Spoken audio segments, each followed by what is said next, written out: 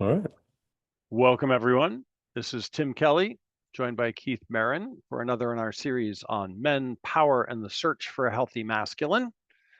Today, we're going to be talking about masculine power as it plays out in relationship. And Keith, we didn't really talk about this, but I think it would be best if we restrict ourselves to heterosexual relationships, given who we are.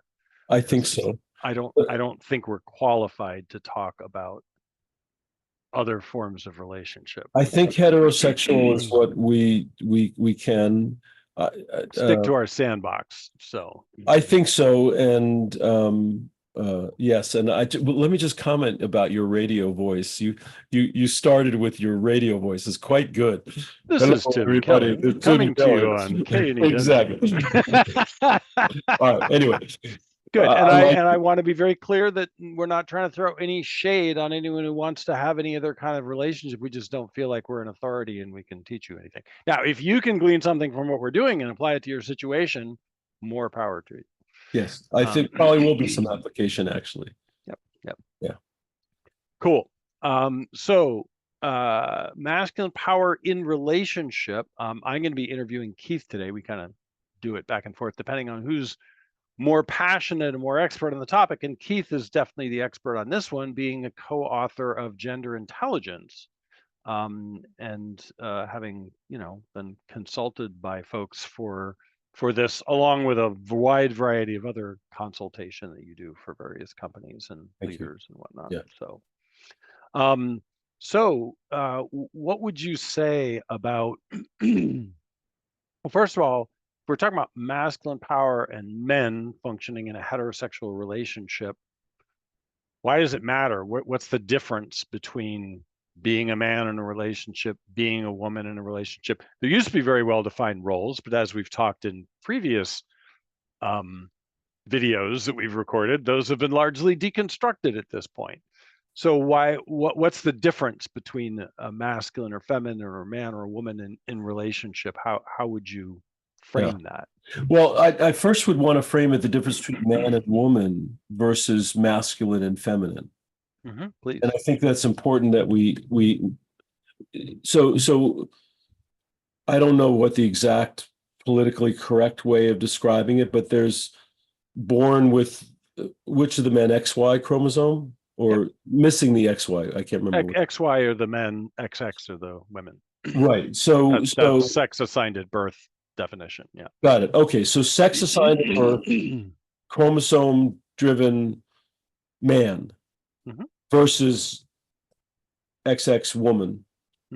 So we're born with these certain characteristics, and you can say, what's the difference? Well, the genitalia, that's it. Is there any other difference? It turns out that there's a fair bit of research the past 30 years now that has surfaced that demonstrate what people have socially kind of understood to be true, that there are differences between the functioning of the brain of a man and the functioning of the brain of a woman. And I don't mean just functioning, I mean literal differences in the actual apparatus. So like if you were to cut open the brain, they look different. There's different stuff happening inside. They look the same, but the size of different parts and the activity of the different parts of the brain is meaningfully different. For example, the hippocampus of the woman typically is that the horseshoe-shaped thing that down in the limbic? It's in the limbic system. I don't know the shape of it. Okay. But definitely larger, and the hippocampus is the memory center typically, although the memory center exists. I'm having flashbacks of girlfriends saying, "Oh, don't you remember 10 years ago you were wearing this yes shirt?" And men been going, "Oh, you damn you for remembering that particular thing." Well, it turns out it's hard not to remember for some women who have a more active and more functioning hippocampus. So that's one of the many differences. But the other one I've heard about is the corpus callosum, which is the cable that goes between the left and right hemisphere. So if you're having an emotion, and you want to talk about it, you have to put it through the cable, and the men's cable is much smaller, lower bandwidth. So it's kind of like It turns out that there's a big debate about that, which is it smaller or less active? The data shows clearly that the men's corpus callosum is less active. But the ganglia nerves may be the same size. That's the part that it's interesting. I hadn't heard. Some of the original research has been disputed, but what's not in dispute is the activity. This is why I'm interviewing you. This is good. Right. So there's this set of research that shows different activity and different pulsation in between the men and the women. Now, some feminists or even some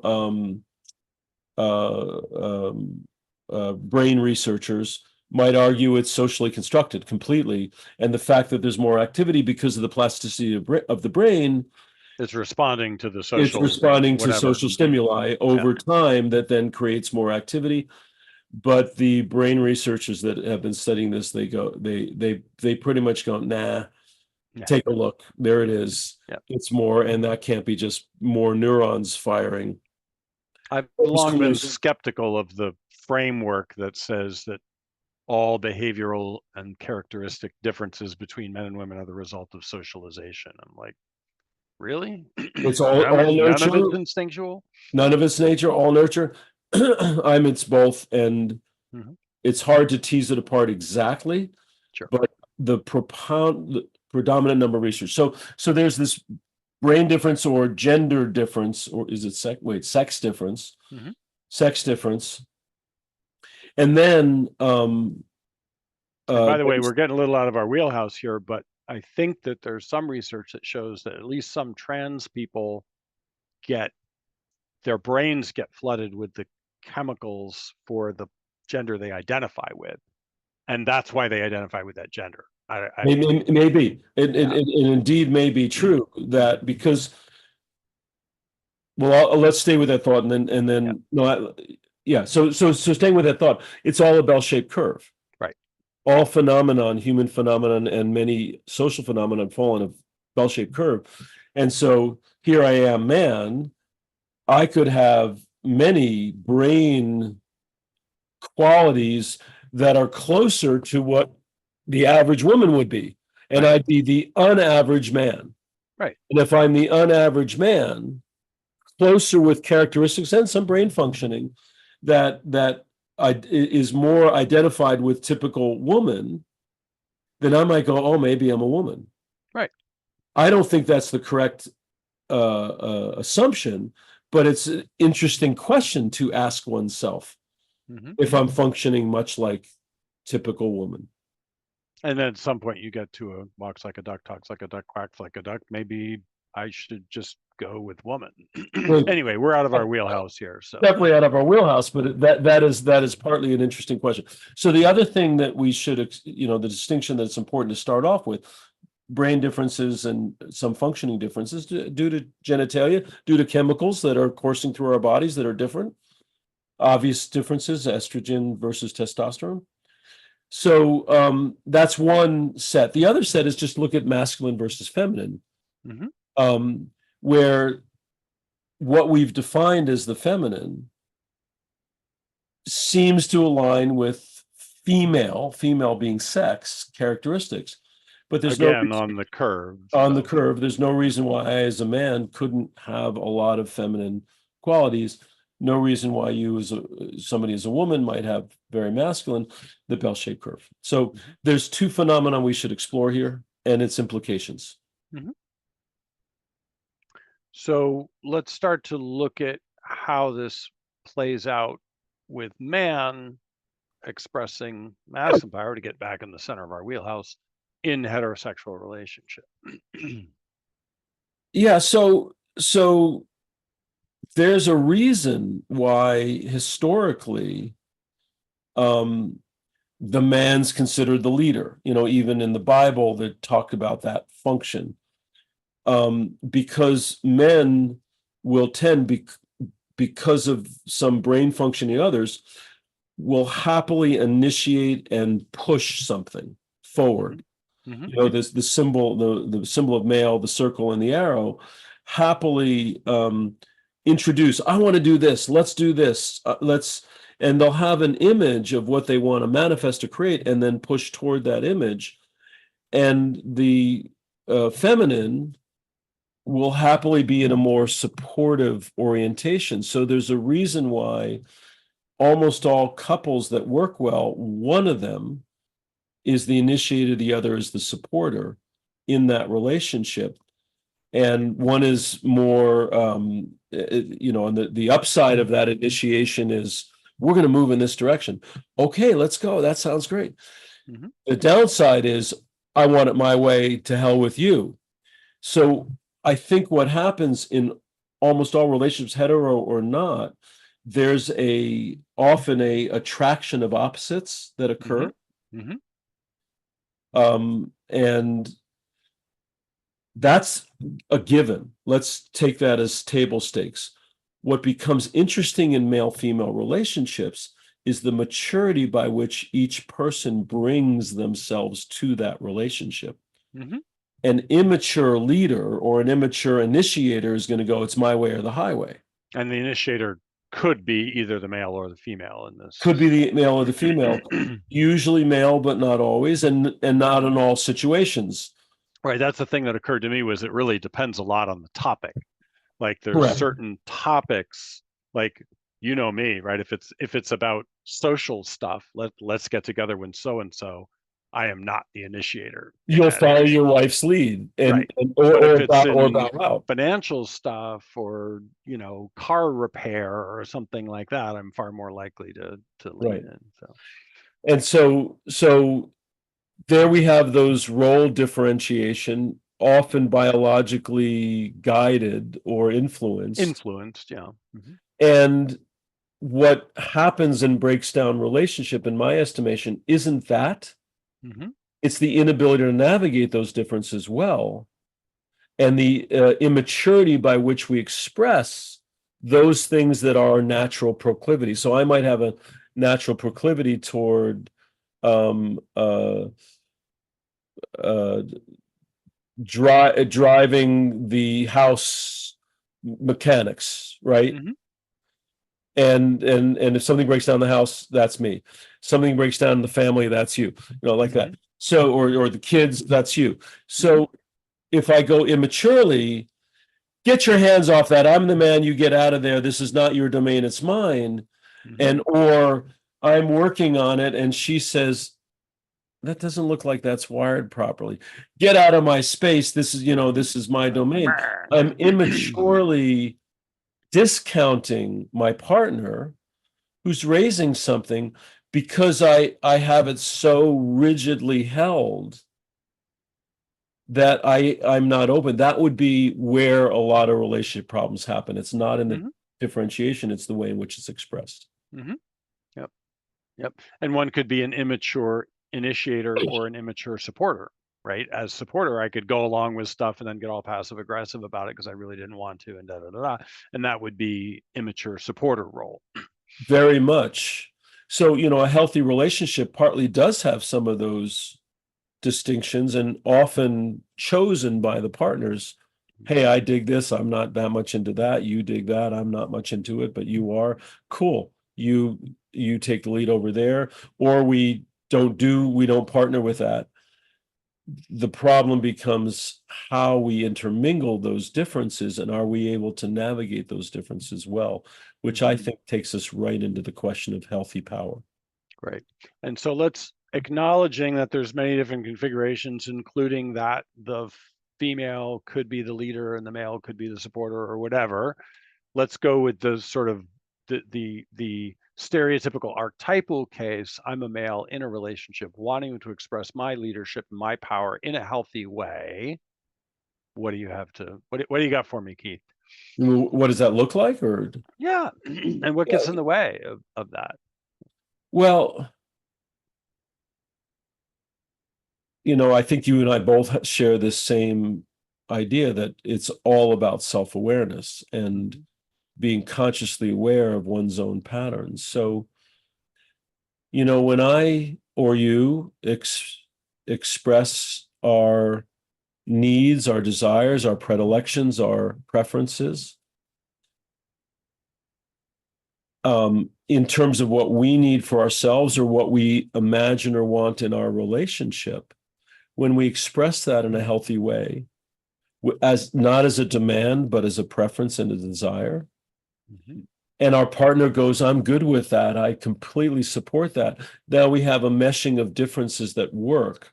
When our partner says, I'm not so good with that, I don't feel good about the way in which you initiate this or in the way in which you express that. Or I hear that you want this thing in our relationship and I don't want it.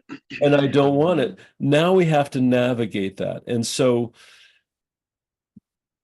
what was viva la difference, how wonderful, I love that my partner is different than I, becomes I don't like that my partner is different than I, because she is expressing a desire, a need that is in conflict. Let's get concrete about this. If you can think of an example, it would be helpful. One of us needs to think of an example because this is getting abstract. But I go, what would be a good example? That's not necessarily. So she tells me in the social relationship arena, she sees me doing something that was insensitive to our kids, that was insensitive to her parents, that was insensitive to whatever. And I wasn't sensitive because it's not that I'm an insensitive person. It's I was so darn task focused, I lost attention to sensitivity. So I'm being that typical engineering guy. She points it out. How she points it out matters. You idiot. She starts out with right now I'm going to go defended, and we're not going to explore, and I'm not open to learning. Right. She offers it as, honey, I know you mean well, and I know you can be sensitive. Are you aware that in that moment that happens? I go, oh, thank you for acknowledging it's not my intention to be insensitive. And thank you for offering this. I start to open up. And so I think that that's just one of 1,000 examples of where she'll pick up something I might miss. I might pick up something she misses. Right. Hey, honey, you're approaching this in a way that doesn't make sense to me for the following reasons. Oh, don't give me that rational crap. I go, ugh,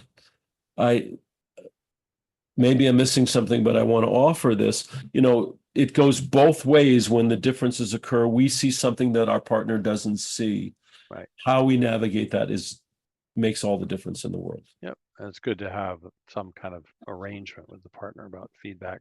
So last topic, which is that, we've had 2 prior conversations about the evolving view of men and masculinity in society. And male power is not viewed very favorably in many circles currently. And so what about bringing masculine power, a man bringing masculine power into an intimate relationship with a woman? It seems like that sort of thing is kind of frowned on now. Let's just say it's a mixed debate all over the place. And I think some of it is just based on preferences. There are some women that just prefer a guy that's gentle. They may have high sensitivity, the woman. She may not have high sensitivity, but just tend to open up. Her dad was kind of this gentle, wonderful, loving spirit. And so she unconsciously seeks a man. So beautiful. Beautiful when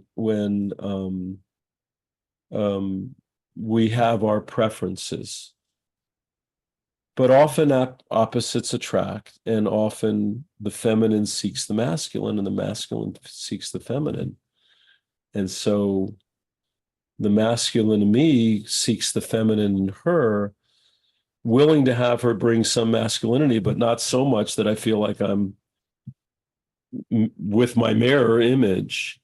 And so it just seems to me that a beautiful relationship is one where we we kind of know what works for us and what we want, and we seek it out. Now, back to your question. So here I am, pretty masculine charged guy.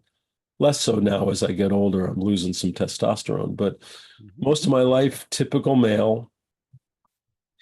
And I don't know if you were getting at what we were talking about before, but where does it break down? Where does it break down? For me, I notice a lot of men afraid to bring their truth into relationship, afraid to get castrated, afraid to get that just reamed by the angry female who felt hurt, disappointed, or whatever. I think a lot of men are contracted in life.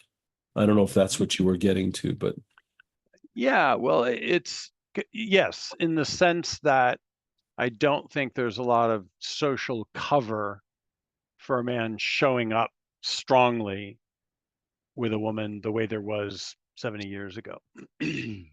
not as much social cover. Acknowledging many women will want a strong man, except when he does this, accident image.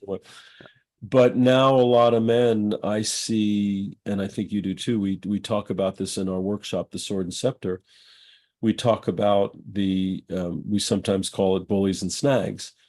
And the bully is that masculine controller on steroids, and the snag, sensitive new age guy, is the neutered, held back, afraid of my power, afraid of expressing my truth in relationship, looking for approval from her, whoever she happens to be. So. Right. Both of those extremes, bully versus snag, are masculine, either contracting and losing, or expressing itself from a place of insecurity. Right. And so, you and I are both interested in the healthy expression, but I see a lot of men cower and pull back in the face of a stronger and stronger population of women bringing their voice out. And I'm sure you have something to say. I'd love to hear your view of this, but feeling stronger and stronger to say no, and the Me Too movement is a strong expression of that. Thank God. Yeah. No more of this toxic masculine. Well, and the overbearing, controlling, dominating, abusive, there's all of that. But there's also, Dolly Parton famously complained about, taking the man out of our men, like that there's this, one of the effects of this social movement is for the men not to feel permission to show up in a manly way. And that much as women might push back and, et cetera, for many of them, not all, there's a part of them that wants that. They want that strong, forceful, masculine presence. They feel safer when it's there, unless, of course, it's getting into the weird abusive stuff. But, it's like, oh, good. There he is. There's something I can rely on, something I can feel, something I can push against and feel something push back. I feel safer now and often more attracted to that. Yes. And yeah.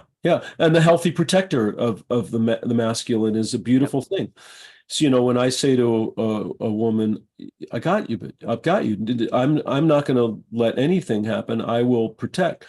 That a woman will go, thank you. I'm feel sometimes vulnerable here, and I don't want to be afraid of you. And so a lot of it is, the social meme that has occurred in the Me Too movement is, I am afraid of that toxic masculine. Stop that. That is horrible. And I don't want it anymore. And so a lot of men who identify with some of those features of that toxic masculine, the more I identify with me as toxic masculine, the more I go, oh, okay, I can't be that. If I want to get, I'm going to dial it back, and yeah, I've got to be sweet and kind and Gentle, it's like a pendulum thrown way the other direction rather than, oh, maybe I should just be a healthier version of myself and knock out some of the toxicity Well, and we and could embrace what. also spend a whole session talking about plastics and soy and how there's all these estrogen mimicking substances in our bloodstream that weren't there 150 years ago. And so, you know, Oh, there's a whole other thing happening. Men's sperm count is down, you know. So oh, but there's the back to the solution, like my wife has a community of women dancers, and they often send their men to our sword and scepter workshop, in part because they're more sexually attracted to them when they come back. Right, they want that yang, that forceful man, trustworthy, forceful masculine man in their life. yes, healthy, reasonably balanced, expressed their masculine in a healthy way. Yeah, please give me that. Yep. I don't want the brute, Yep. but I do want my But I man. don't want the emasculated new age guy who's constantly looking to me for approval either. Yes. So, And we should admit we're both sort of new agey a little bit, but oh it, yeah, yeah, sure. I worked hard to find my softer, gentler self and have found it, but somehow it's a pendulum. I swang too much to the sensitive new age guy, and I think I've embraced more a solid balance Mhm. in my own exploration. I think you have too. I think you Mhm. worked hard to find your sensitivity. Absolutely. It's a long project. Yeah. Other men, interestingly, need to work hard to claim some of their We see motive. both, right? We see the men who have the masculine force thing down, trying to get more in touch with their feelings, coming to us, and we also see the men who got the memo and started being sensitive young, needing to claim their power, coming Yes. to us. So, Yes. and they learn from each other in our care in our workshop. Yeah. So. The thing that I don't know if do we have time for the I don't want to lose the thought that we discussed before we got on Mhm. screen here, which was how some men are afraid of their woman. Mm-hmm. I think it's worth noting if we're talking about relationships.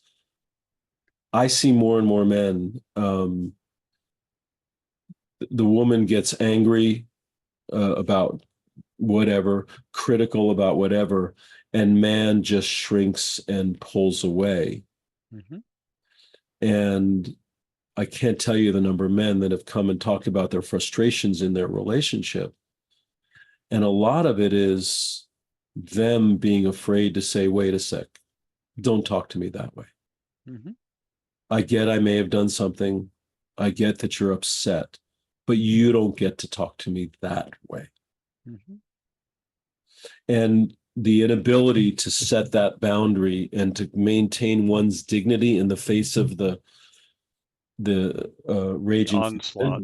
yeah, Mm-hmm. is kind of like lost Yep. in many men. And I think if you don't have to go back and battle and fight, but Well, if you many women want that boundary, and some of them, some of the ones I've talked to, feel out of control in themselves and are hoping, consciously or unconsciously, that the man will set a boundary for them to help them rein themselves in, because they don't want to be that way either. This isn't everybody, but I've heard this from multiple women, yeah, yeah. that they appreciate bumping up against something. They feel safer than if the Yes, man backs down and collapses, and now they're like, oh geez, I guess I'm alone in this.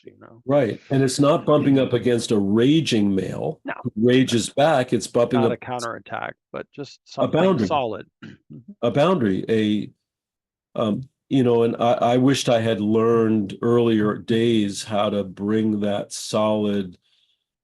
We're not going there. Mhm. We're not going there. And because of the hormones and other factors, there will be many women that their initial expression might be harsh or critical. If we cower, we basically say, that's okay. No problem. Well, and invite more of it, typically, is how Yeah. I've seen it play out. So, Yeah. and before I learned to do that, she would amp up. before I could really meet it. Yeah. So So what we're doing, in the Sword and Scepter in that work in our workshop is exploring this. We don't explore it just in relationship with women. We explore it in relationship with ourselves, with a relationship with other men, but we explore the immaturity versus maturity, the healthy versus the unhealthy. And the goal is to find the healthy expression of who I am as a man. starting from wherever he is on that bell curve. Right. I may be a softer, and that's my natural place. Mhm. How do I bring that solidly to the world?